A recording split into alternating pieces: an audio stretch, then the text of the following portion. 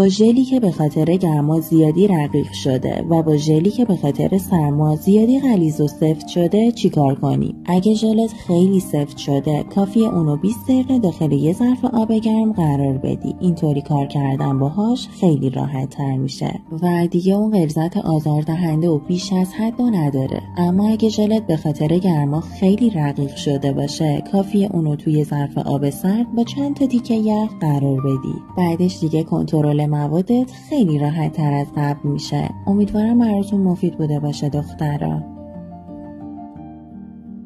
قالب رو یک سایز بزرگتر از ناخن انتخاب میکنیم. حالا برش میدیم که بهتر روی ناخن بخوابه. با پلیژر کلیر تیپ سازیمون رو انجام میدیم. سوهن کشی میکنیم تا مواد و ناخن یک دست شه. از این دیسکوی جذاب استفاده میکنم و نوک ناخن رو حالت آمبره کاور میکنم. روش یه سری دیزاین و پیکسل های براق میچینم که جذابیت این کار رو چند برابر کنه. با بیلدر شیری انتهای ناخن رو حجیم سازی و کاور میکنیم.